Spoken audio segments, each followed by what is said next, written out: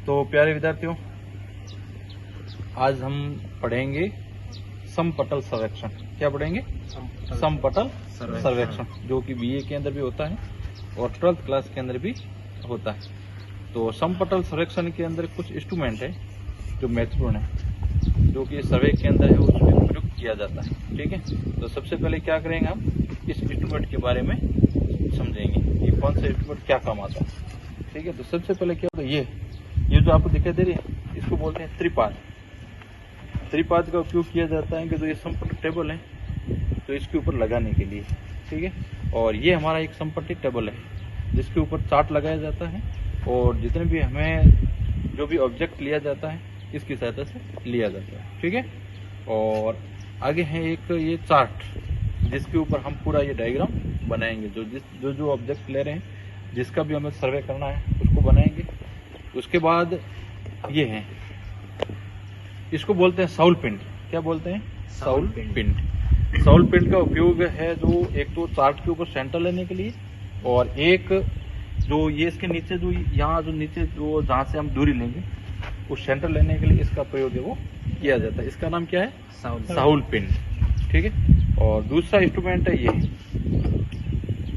इसका नाम है, इसका क्या नाम है? Spirit level. स्पिरिट लेवल का उपयोग होता है जो ये समपटल है इसको लेवल करने के लिए। क्या करने के लिए? लेवल करने के लिए। इसके अंदर जो बबल होता है, ये जो बबल है, ये बबल है वो सेंटर में होना जरूरी होता है। ठीक है, और ये कील है, इस कील का उपयोग है जिसको जो सेंटर लेंगे उसके नीचे इसको गाड़ देंगे ताकि इससे वो दूरी नापेंगे। ठीक है, और ये है हमारा ट्रप कंपास। क्या है? Trough compass. ट्रप कंपास का उपयोग क्यों किया जाता है? इसका उपयोग है वो दिशा निर्धारण के लिए किया जाता है। ठीक है, और ये है एलिडेट। क्या है?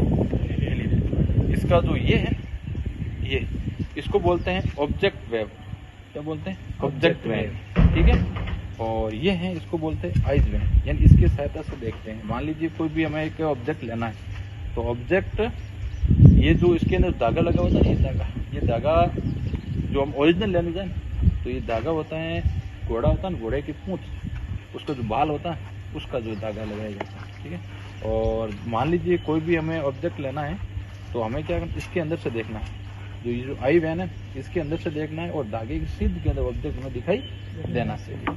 ठीक है, अब हम क्या करेंगे, सबसे पहले हमारा जो टेबल है, इस टेबल को क्या करेंगे? लेवलिंग करेंगे। ठीक है, क्या करेंगे? लेवलिंग करेंगे। तो लेवल करने के लिए हमें किसकी आवश्यकता रहती है? Spirit level. ठीक है, ये क्या है अपना स्पिरिट लेवल। इसके अंदर बबल होता है ना, बबल, ये बबल है वो सेंटर में होना जरूरी है। ठीक है, जैसे कि मान लीजिए यहाँ लगा तो ये भी देखो सेंटर में, यदि सेंटर में नहीं होता तो हम त्रिपाद का जो एक पहिया है, इस पहिए क्या करेंगे? ऊपर नीचे करते हैं। ठीक है, ऊपर नीचे करते ये हो जाएगा हमारा पूरा लेवल हो जाएगा। ठीक है, तो ये हमारा जो ये है वो टेबल पूरा एकदम लेवलिंग है। ठीक है, तो इसको हम क्या करेंगे, इसको एक बार हटा लेते हैं। अब हम क्या करेंगे, इसका सेंटर लेंगे। क्या लेंगे? इसका सेंटर। अब हम क्या करेंगे, इसका एक सेंटर लेंगे। ठीक, तो सेंटर लेने के लिए हमें क्या, दो नीचे वो नीचे दिखाए, नीचे इसको है तो इसको बिल्कुल इसके सेंटर में लगाएंगे तुम्हारे। ठीक है, इसके सेंटर में रखना पूरा, थोड़ा सा उठाएंगे, ऊपर लगाओ और ऊपर ला। ये बिंदु पर क्या हो जाएगा, ये इस चार्ट का क्या हो गया? सेंटर हो गया। ठीक है, इसके अंदर एक आलपिन को हम इसके अंदर गाड़ देंगे। ठीक है, ये हमारा क्या है? सेंटर है। ये हमने सेंटर ले लिया और यहाँ है, इसको एक स्क्वायर को काटते हैं। ठीक है, अब इसको हटा लो, इसको समझ लो। अब हमें क्या करना है, इसका एक नॉर्थ लेना है। क्या करेंगे? दिशा, उत्तर दिशा का निर्धारण करेंगे। ठीक है, उत्तर दिशा का निर्धारण करने के लिए अपन को इसको ये ट्रप कंपास को रख देंगे, और ये जो सुई है, ये सुई यहाँ 0 और इस 0 के सीध में होनी चाहिए। ठीक है, इसको नॉर्थ को प्रदर्शित करती है। इसको इधर घुमाएंगे,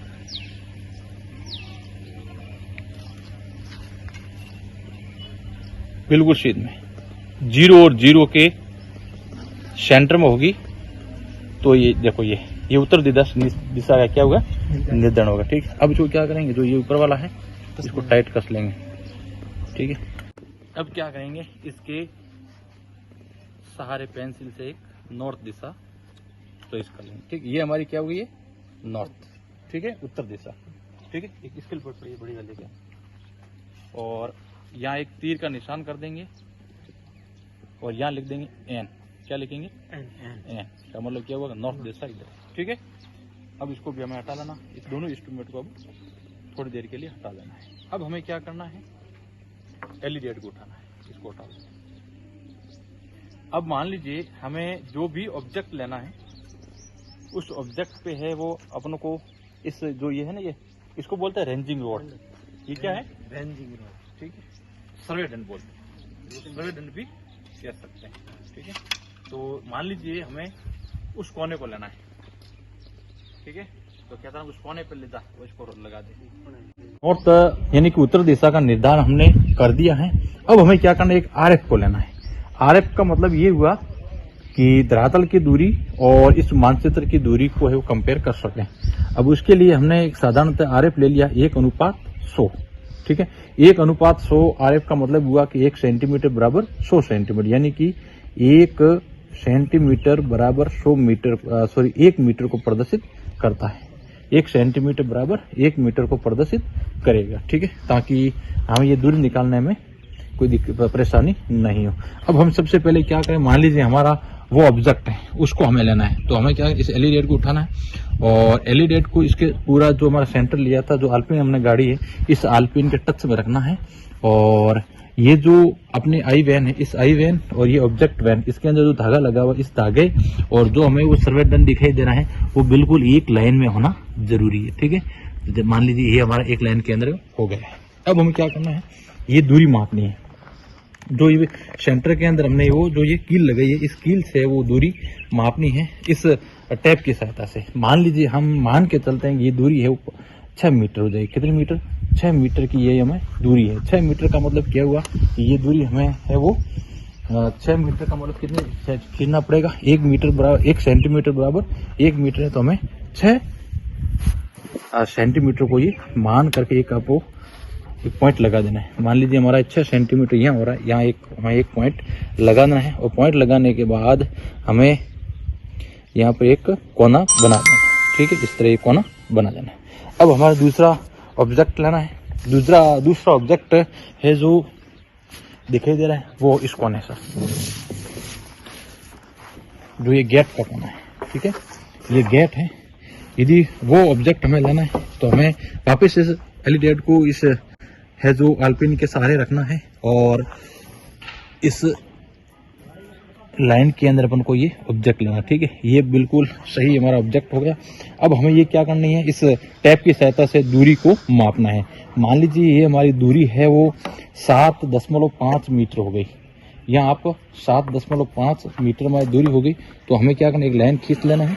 ठीक है, उसके बाद इस एलईडी को हटा देना है और ये दूरी है 7.5 मीटर का मतलब हुआ 7.5 सेंटीमीटर। ठीक है, 7.5 सेंटीमीटर लग करके यहाँ एक आपको बिंदु लगा देना है। ठीक है, उसके बाद हमें क्या करना है, जो इसका एक निशान बांधना। मान लीजिए ये गेट है, तो हम क्या करेंगे, इस तरह से 2 लाइन खींच करके एक वो गेट बना देंगे। ठीक है, और इसके बाद हमारा तीसरा ऑब्जेक्ट है। इस प्रकार हमें कम से कम 6 ऑब्जेक्ट आपको लेना है। जैसे मान लीजिए छोटा सा पेड़ है, इस पौधे का यदि हमें लेना है तो पौधे के पास में आपको है वो सर्वेडेंट रख देना है और फिर आपको इसी एलईडी की सहायता से है वो आपको ये पूरा का है वो ये ऑब्जेक्ट अपने को लेना है। ठीक है,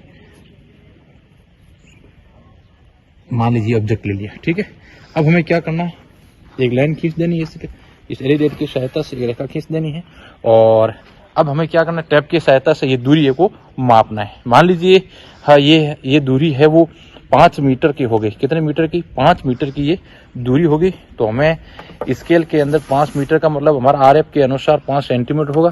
तो हमें 5 सेंटीमीटर स्केल पे माप करके यहाँ एक बिंदु लगा देना है और यहाँ हमें एक वो पेड़ है वो बना देना है, या छोटा सा पौधा है वो बना देना है। ठीक है, इसी तरह हमारा चौथा ऑब्जेक्ट है वो छोटा सा पौधा। उस पौधे को लेना है। जो कि आप स्क्रीन पर देख रहे हो,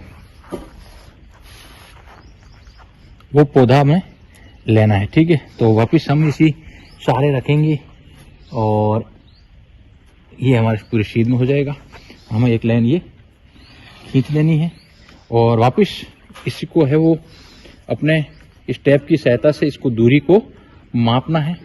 और मान लीजिए ये हमारी दूरी हो जाएगी 10 मीटर। कितना है वो? 10 मीटर। मान लीजिए दूरी है 10 मीटर। 10 मीटर का मतलब क्या हुआ? 10 सेंटीमीटर। ठीक है, तो हम वापस स्केल की सहायता से ये पूरा है वो 10 सेंटीमीटर माप करके है वो एक पॉइंट लगा देंगे। ठीक है, पॉइंट लगाने के बाद है वापस यहाँ आपको एक क्या बनाना है, एक है वो यहाँ पेड़ बना देना, छोटा सा पौधा ये बना देना है। ठीक है, इसी तरह हमें कम से कम 6 है वो ऑब्जेक्ट लेने पड़ेंगे।